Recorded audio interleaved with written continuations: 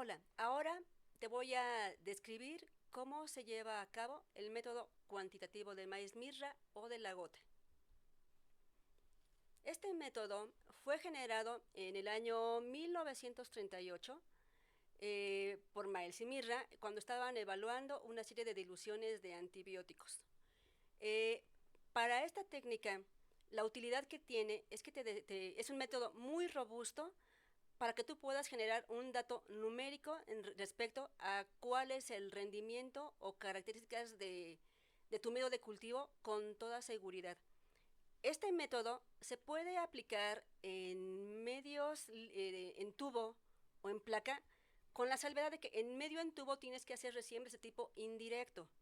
Si tú partes de un medio, vas a evaluar un medio líquido, tienes que hacer lo necesario para que la cepa que estás probando la pases posteriormente a un medio sólido y hagas toda esta técnica para evaluar tu medio de cultivo. Ese sería un método indirecto, pero en este caso su foco principal es el medio en placa.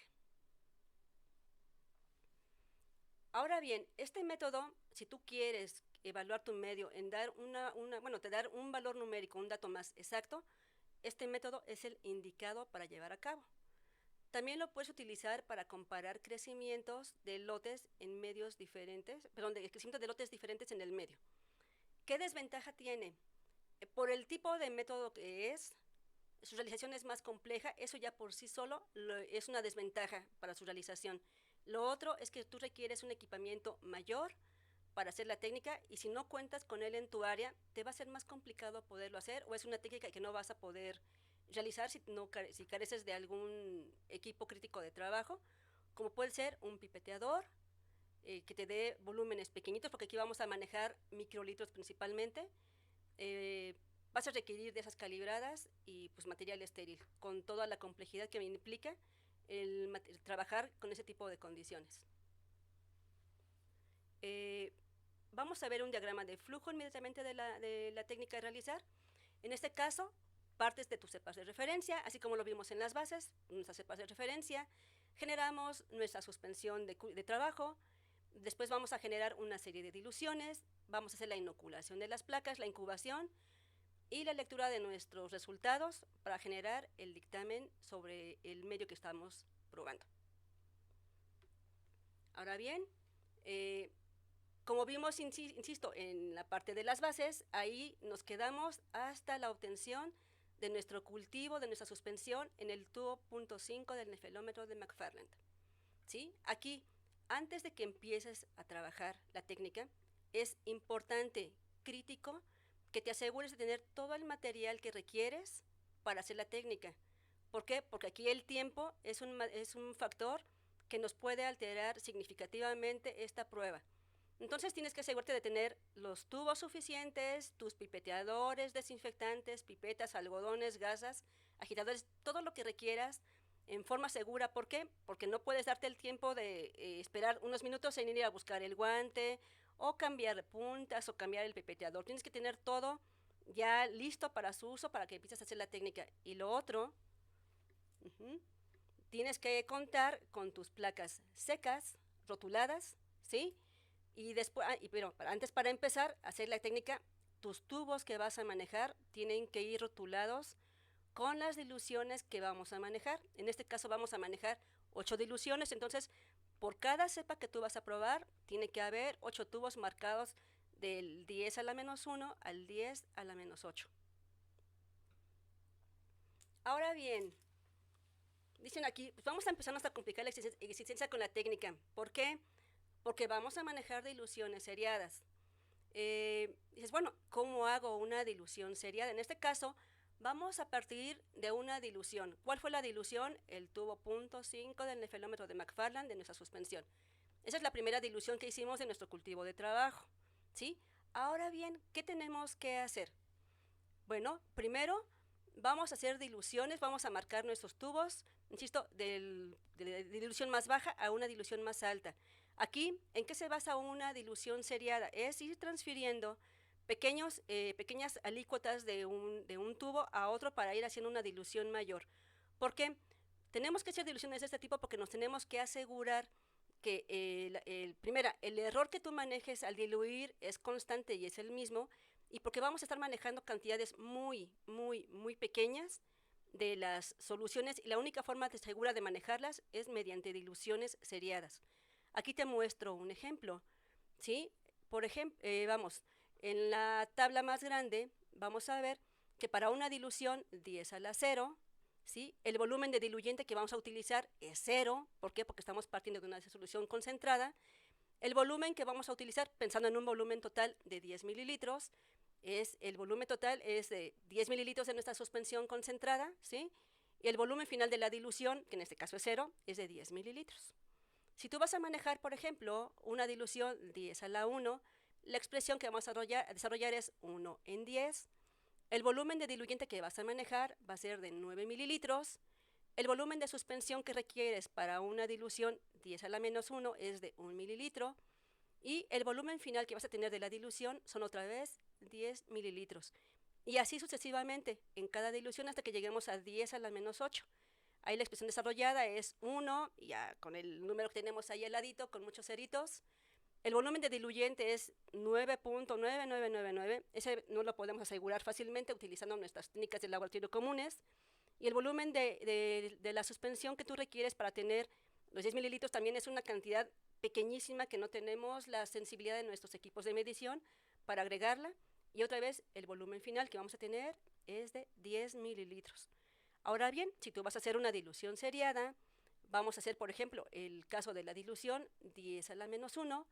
¿Qué hacemos? Tomamos un tubo que contenga 9 mililitros de diluyente. Vas a agregar 1 mililitro de tu solución concentrada, o sea, de tu dilución 10 a la 0. ¿Sí? Homogenizas, vas a tener un volumen final de 10 mililitros. Y la dilución que tú acabas de generar es 10 a la menos 1. Ahora bien, vamos a generar la dilución 10 a la menos 2. ¿Qué hacemos? Tomamos un tubo de los que teníamos marcados, el tubo que diga la dilución 10 a la menos 2, va a tener 9 mililitros del diluyente. Ahora vas a tomar 1 mililitro de la dilución 10 a la menos 1, lo vas a agregar en este tubo, homogenizas. El volumen final que vas a tener van a ser 10 mililitros de una dilución 10 a la menos 2, y así sucesivamente vas a hacer el proceso hasta que llegues a tu dilución 10 a la menos 8. Eso nos asegurará tener la concentración bacteriana aproximada a la que requerimos para hacer la técnica confiable y segura. ¿Sí? Aquí está el ejemplo a grandes rasgos de cómo vas a hacer la dilución. Aquí sí estamos diluyendo la dilución literalmente. ¿Sí? Muy bien. Aquí sí tenemos diluciones y muchos demonios. Entonces, ahora bien, ya hice las diluciones y cómo sé qué cantidad de microorganismos estoy teniendo por dilución. Aquí hay una formulita que nos dice que la concentración final es igual a la concentración inicial entre D, que la letra D corresponde a la proporción de dilución que estamos manejando. Ejemplo, ¿sí? Si partes del tubo 0.5 del nefelómetro de McFarland, que tiene esa concentración bacteriana, y vamos a ver la cantidad de bacterias que manejamos en una dilución de 10 a la 8, ¿sí? Haces la conversión numérica y te vas a encontrar al final que la dilución 10 a la menos 8 vas a tener 15 unidades de formadoras de colonia por mililitro.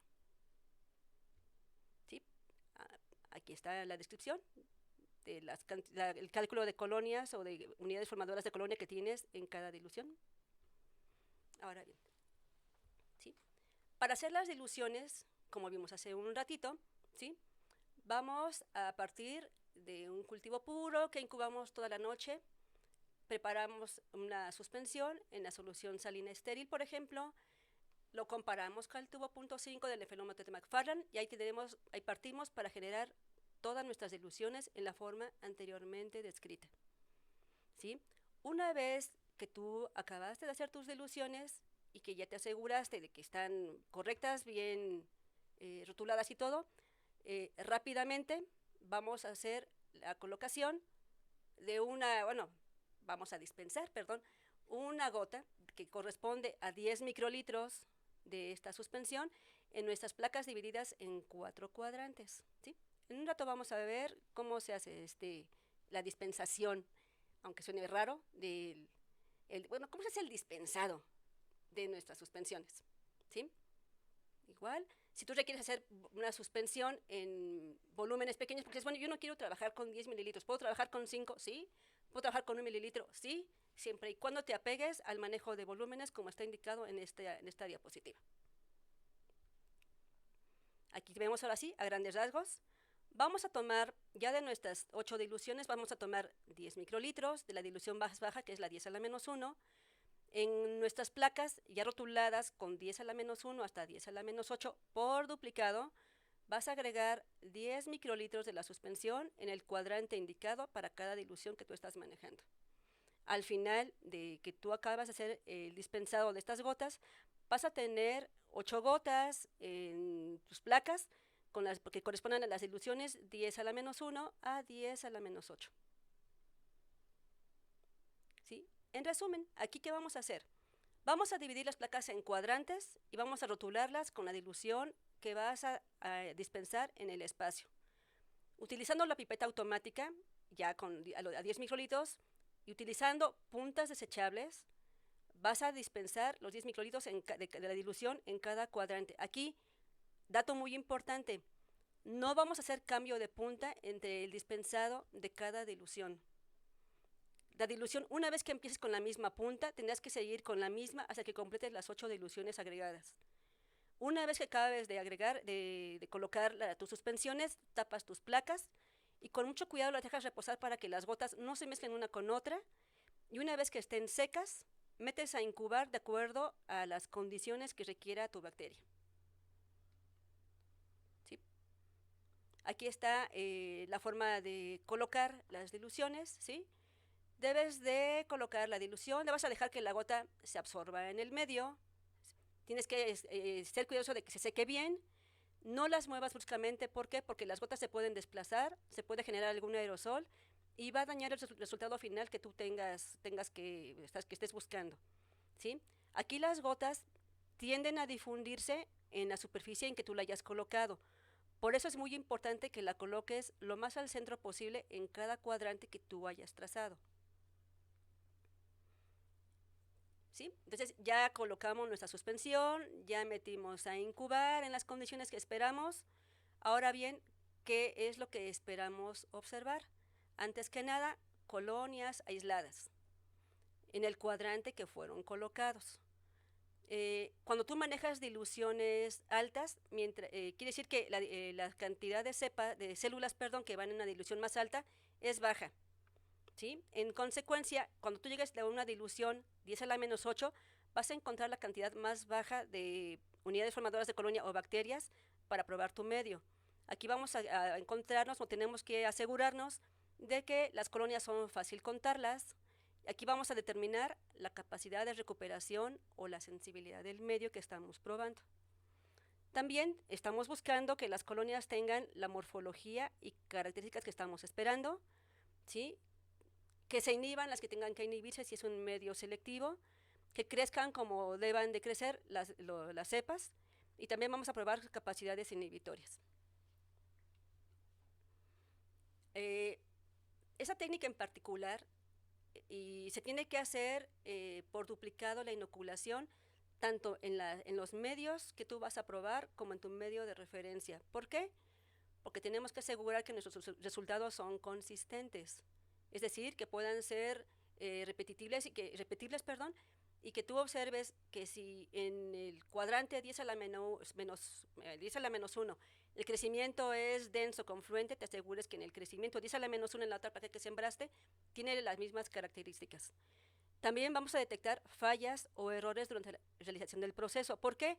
Porque puede darse el caso de que omitiste colocar la dilución correspondiente en el cuadrante que necesitabas, o se mezcló o que quedó a la mitad de la línea. Entonces tienes que asegurarte que las diluciones fueron colocadas bien, y pues es importante que lo hagas por duplicado, pero el dato más crítico e importante es asegurar la confiabilidad de tu evaluación.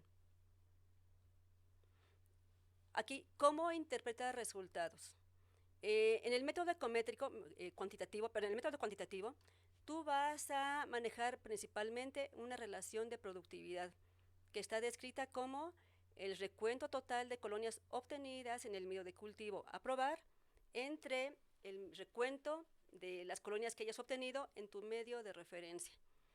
Y el criterio de aceptación aquí está determinado por el PR, que es la relación de productividad, y te dicen que en un medio selectivo tiene que ser al menos de 0.1 y en un medio no selectivo tiene que ser al menos de 0.7. ¿A qué se refiere esto? Lo vamos a ver a continuación. ¿Sí? El crecimiento esperado en ese tipo de medios debe ser típico, siempre, para el microorganismo a probar. Aquí también vamos a ver un factor de selectividad, ¿sí?, que nos indica que se calcula haciendo una diferencia entre la dilución más alta que tú observaste, en donde tú encontraste crecimiento en tu medio de referencia, con respecto a la dilución más alta en la que observaste crecimiento en tu medio a evaluar. Aquí, en este caso, si tú estás manejando un medio selectivo, se espera que el grado de inhibición sea total o parcial. Estamos hablando de un medio selectivo. En el caso de un medio de esas características, se espera que al menos la diferencia sea de 2, pero va a depender del tipo de medio y, claro, del tipo de bacteria con que estés evaluando. ¿Sí? Aquí tenemos la evaluación, por ejemplo, de un agar verde brillante y un agar TCBS cuando estamos utilizando una cepa de Escherichia coli. Tenemos nuestro medio de referencia y tenemos nuestros medios a probar. Ahí vas a ver descritas la dilución y las cantidades que encontramos en cada dilución. Por ejemplo, en este caso, en el medio de referencia, tenemos que hubo un crecimiento de 8 colonias en la dilución 10 a la menos 8. En esa técnica te recomiendan que el crecimiento que puedes tomar de colonias sea al mínimo de 10 para que sea válida tu evaluación.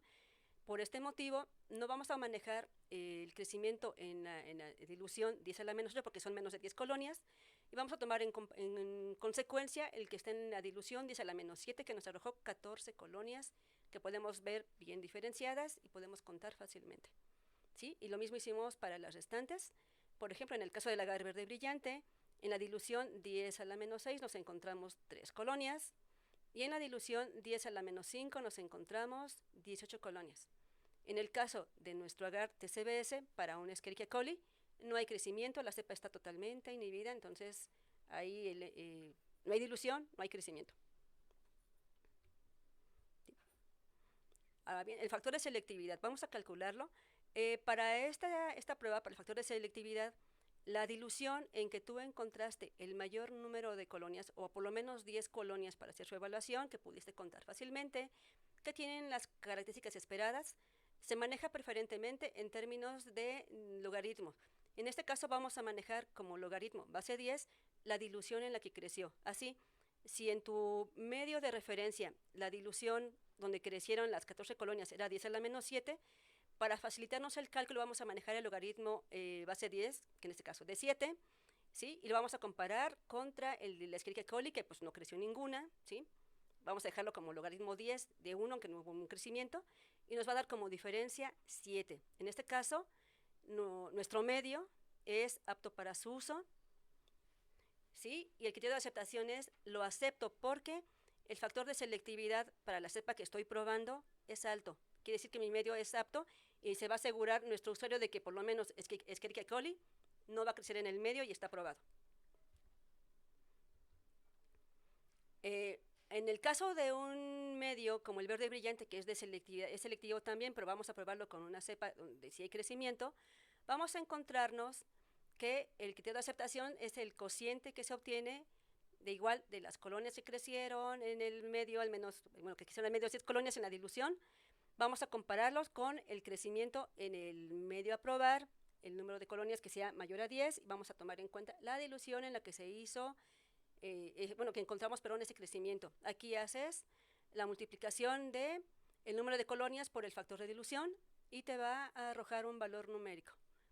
Para este caso, para este tipo de medios, que es un medio no selectivo, nos dice la técnica que tenemos que tener al menos 0.7 como resultado de este cociente, ¿sí? Aquí tenemos un resultado de 0.128, ¿sí?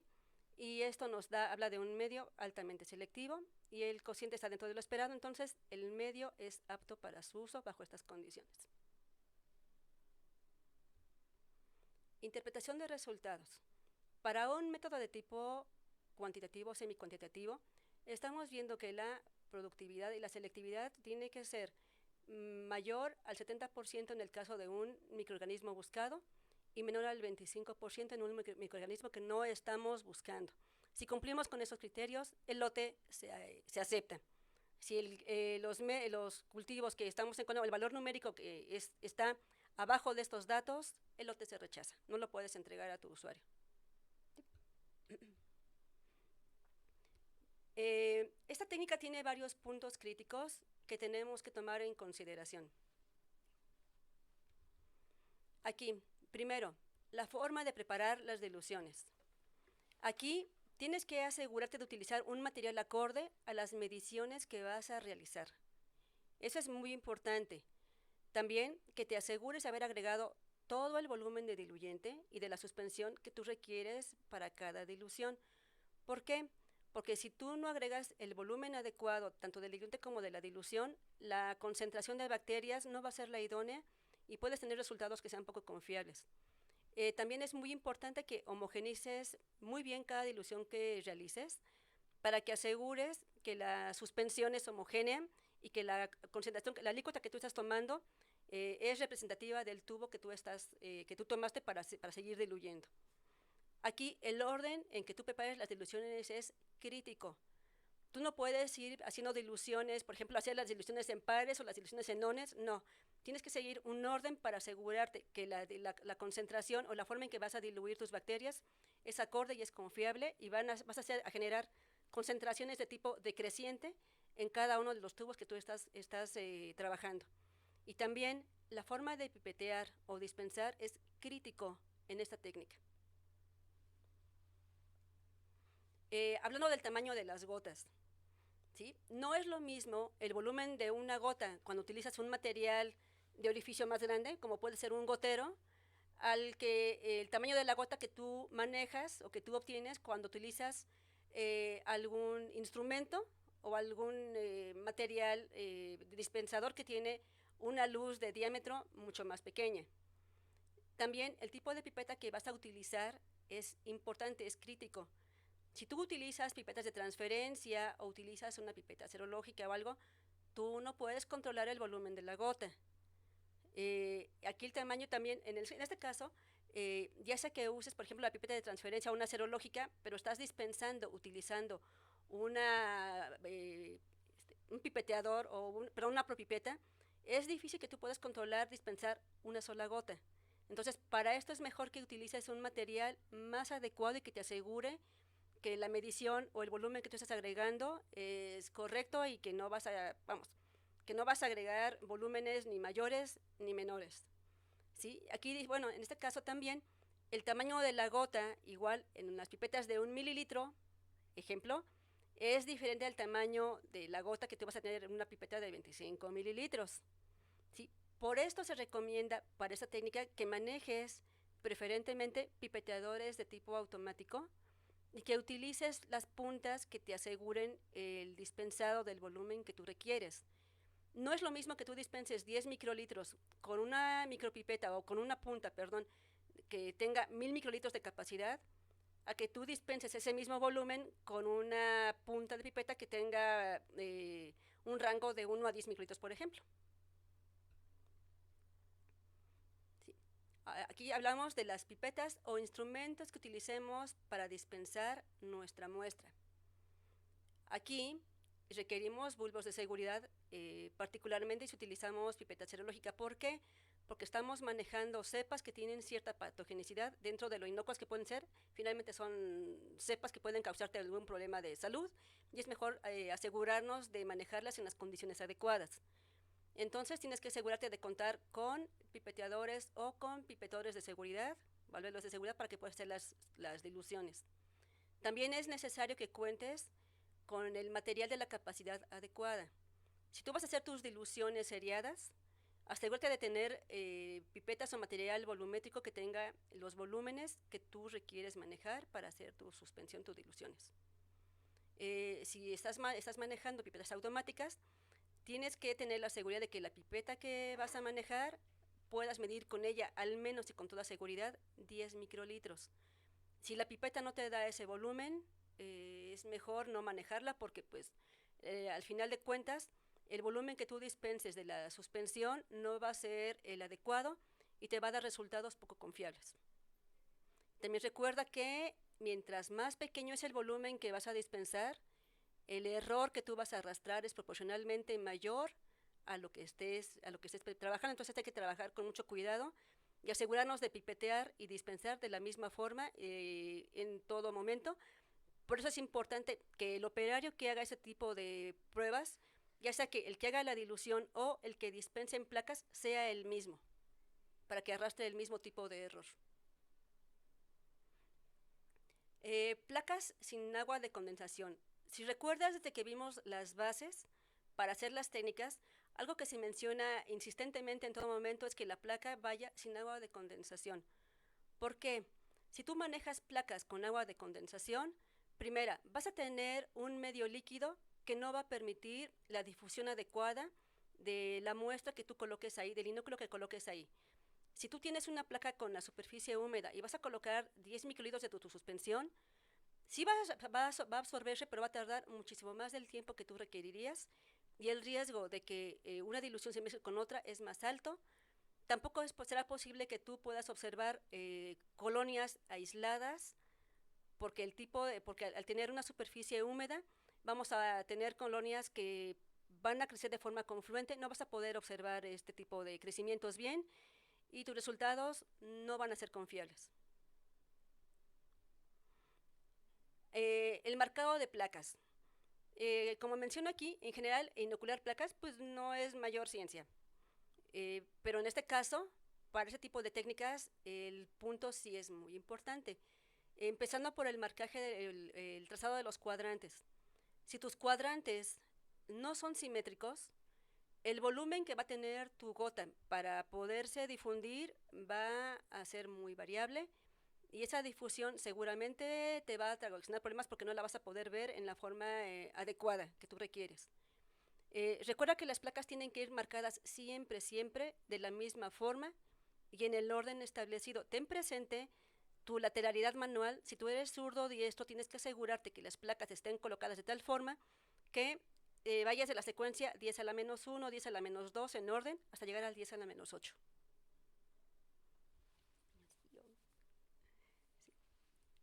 La colocación de la gota y la separación son también factores críticos que hay que tomar en cuenta para esta técnica.